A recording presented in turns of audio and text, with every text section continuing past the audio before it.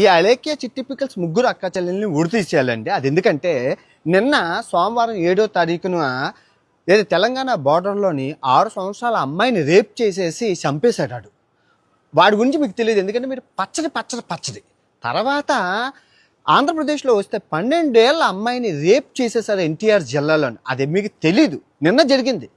ఎందుకంటే మీరు పచ్చడి.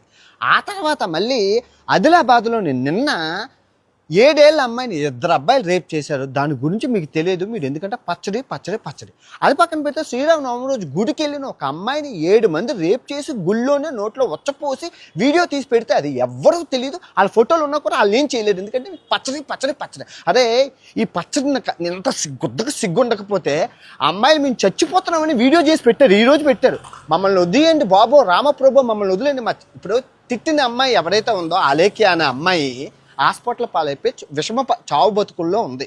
దేవుడు శిక్ష చేశారు. వాళ్ళ నలుగురు తండ్రిలే నలుగురు రోడ్డు పాలైపోయి అడుక్కు తింటున్నారు. పచ్చల బిజినెస్ కూడా క్లోజ్ చేసేసారు, యూట్యూబ్ వీడియోలు కూడా క్లోజ్ చేశారు. ఆయన ఇంకా సావకుండా ఒక్కొక్కటి 10 వీడియోలు, మొత్తం 10,000 వీడియోలు, న్యూస్ ఛానల్ కూడా వాటి గురించే మాట్లాడుతున్నారు. ఎందుకంటే డబ్బులు, ఉల్లిపాయలు, టమాటాల కోసం.